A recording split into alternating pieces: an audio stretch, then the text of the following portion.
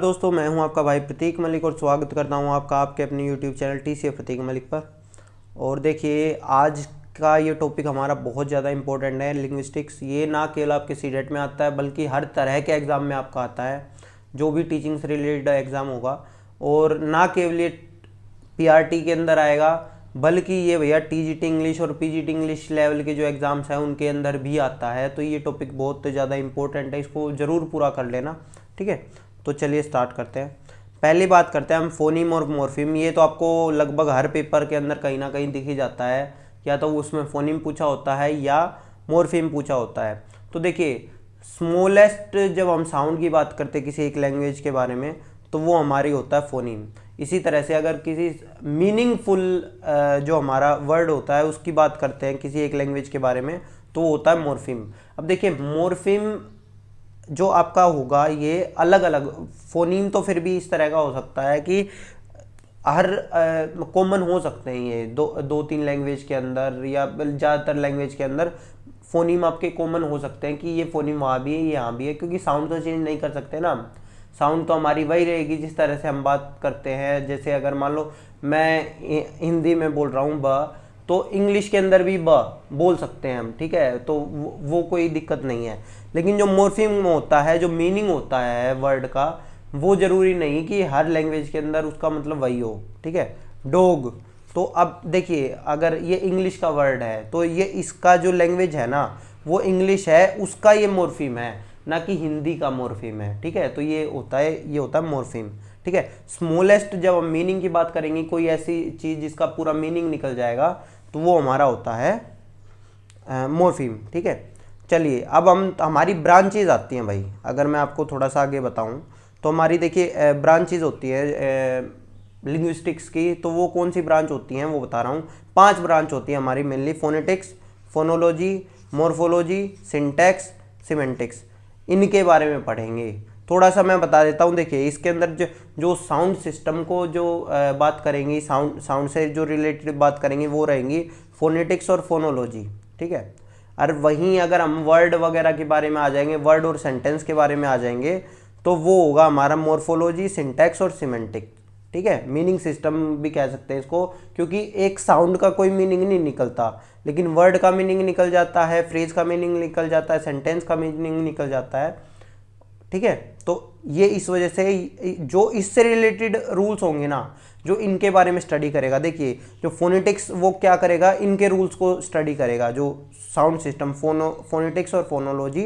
और जबकि अगर मॉर्फोलॉजी, सिंटैक्स और सिमेंटिक की बात करूंगा तो वो कौन से रूल्स के बारे में स्टडी करेगा, वो करेगा मीनिंग सिस्टम, जो हमारा मीनिंगफुल होना चाहिए चीज़, ठीक है। तो चलिए स्टार्ट करते हैं आगे हमारा। सबसे पहले, अब देखो, आपको लग रहा होगा कि सर फोनेटिक्स भी साउंड से रिलेटेड है, फोनोलॉजी भी साउंड से रिलेटेड है, तो इनके अंदर डिफरेंस क्या है।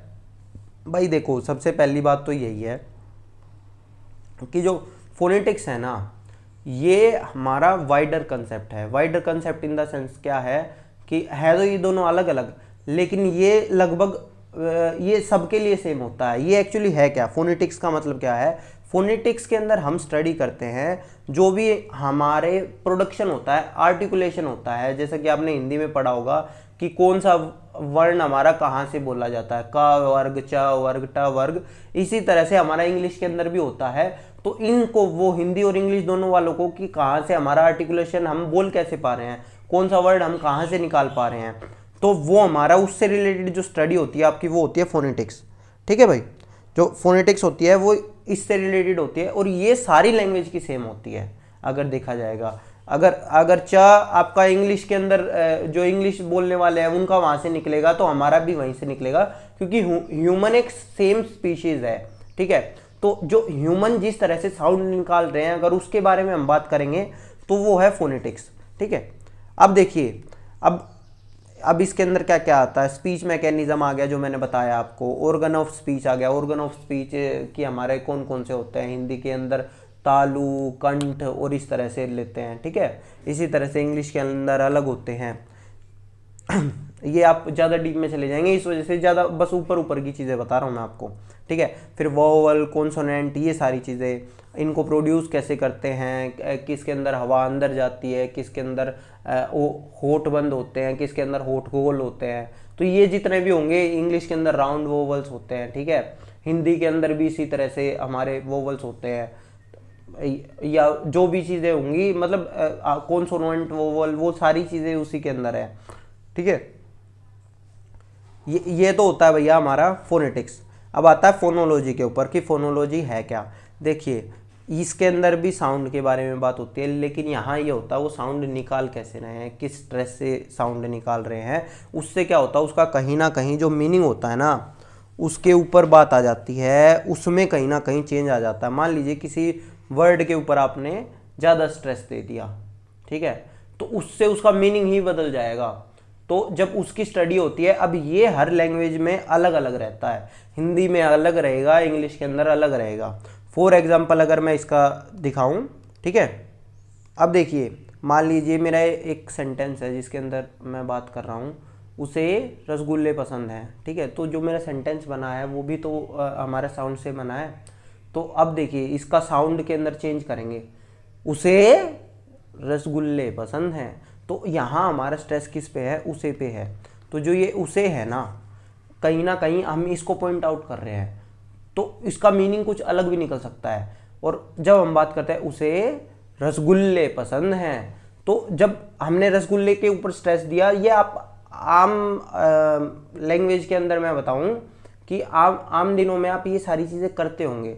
तो ये जब इन चीज़ों की स्टडी करते हैं ना, जब हम स्ट्रेस की, वर्ड स्ट्रेस की, सिलेबल की, जिन चीज़ों की भी हमारी जो टोन होती है, टोन कभी ऊपर चली जाती है, कभी धीरे चली जाती है, नीचे चली जाती है, तो उन चीज़ों की भी हम बात करते हैं, तो वो हमारी फोनोलॉजी होती है।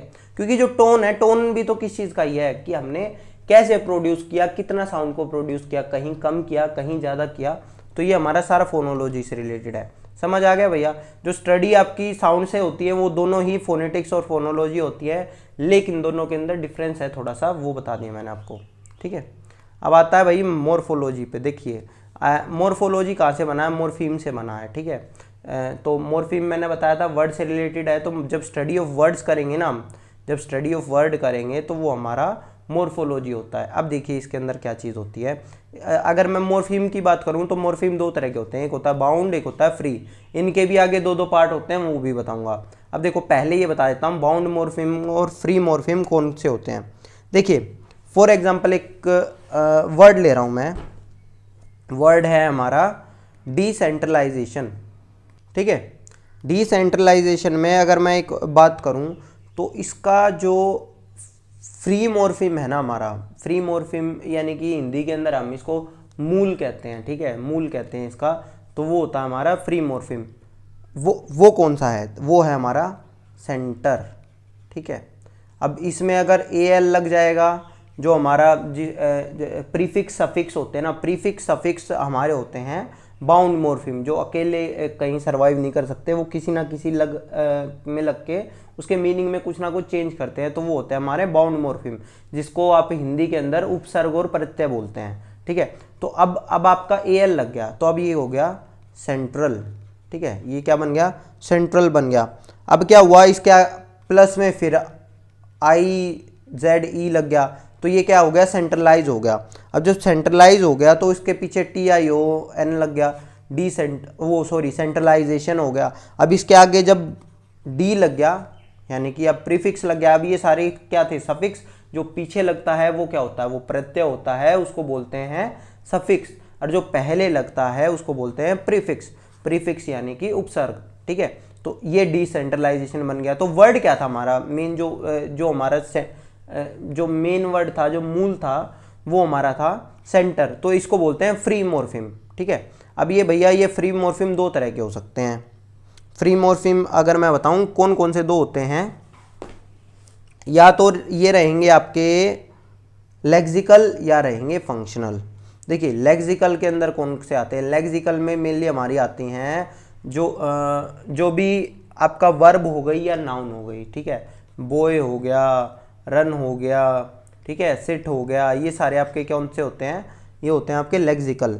और अगर मैं फंक्शनल के बारे में बात करूं तो फंक्शन के अंदर मेनली हमारी आती है कंजक्शंस आती हैं, जैसे इन, एट, ठीक है, अप, ये सारे हमारे क्या होते हैं, ये हमारे होते हैं फंक्शनल। और फंक्शनल के अंदर और क्या आता है, ये तो मैंने बता दिया। कंजक्शन आती है, और सॉरी प्रीपोजिशन, ये हमारी प्रीपोजिशन थी। और कंजक्शंस आती हैं। कंजक्शंस क्या होती हैं, आर, एंड, बट, मतलब ये आराम से रहती हैं, ठीक है। तो ये हमारे होता है। और इनके देखा गया है, इनके पीछे मेनली हमारा कुछ लगता नहीं है। जो ये वाले रहते हैं ना हमारे, इनके पीछे हमारा कुछ लगता नहीं है। जो फंक्शनल रहते हैं, लेक्सिकल के आगे पीछे ही कुछ लगता है। प्रीफिक्स और सफिक्स का जो ज़्यादातर यूज़ किया जाता है वो लेक्सिकल के ही किया जाता है, ना कि इनके, ठीक है। तो ये होता है हमारा, बता दिया। तो बता दिया कि फ्री कौन कौन से होते हैं, एक तो जिनको चेंज कर सके हम बाउंड लगा के, एक जिनको नहीं चेंज कर सके। अब जिनको चेंज कर सकते हैं वो हमारे होते हैं लेक्सिकल, जिनको चेंज नहीं कर सकते हैं वो होते हैं फंक्शनल, ठीक है। अब आगे आता है बाउंड। अब बाउंड के अंदर हाँ, बाउंड भाई दो तरह के होते हैं, एक होता है डेरिवेशनल होते हैं और एक होते हैं इनफ्लेक्शनल। अब देखिए डेरिवेशनल कौन से होते हैं, अगर मैं बताऊं आपको, तो डेरिवेशनल के अंदर मेनली हमारा देखिए 3 चीज़ें होती हैं, अगर मैं बताऊं। देखिए रुकिए, डेरिवेशनल वे होते हैं जब हमारा कुछ चीज़ ही चेंज कर दें, जिसके आगे आपने लग के किसी के आगे नॉन लगा दिया तो उसका मीनिंग ही बदल गया, तो ये डेरिवेशनल हो गया। या फिर आपका एडजेक्टिव में चेंज कर दे, वर्ब में चेंज कर दे, ये चीज़ें, जैसे किसी के पीछे TY लगा दिया तो आपका वो चीज़ जो नाउन था वो एडजेक्टिव बन जाएगा, ठीक है। या आपकी वर्ब होगी वो एडजेक्टिव बन जाएगी। तो मतलब आपका जब फॉर्म चेंज कर दे, नाउन से वर्ब बना दे, वर्ब से नाउन बना दे, ये सारी चीज़ें, ये आपके सारे होंगे डेरिवेशनल। और अब आपके जो दूसरे थे हमारे इनफ्लेक्शनल कौन से होते हैं, जो देखिए क्या क्या चीज़ें चेंज कर सकते हैं, जैसे कि जेंडर बदल सकते हैं। जेंडर कैसे, ओक्स के पीछे EN लगा दिया, ओक्सन बन गया, जेंडर बदल गया है। इसी तरह से किसी चीज़ को प्लूरल कर सकते हैं, प्लूरल का मतलब क्या होता है कि मान लीजिए जैसे बुक है, बुक के पीछे आपका S लगा दिया, बुक्स हो गया।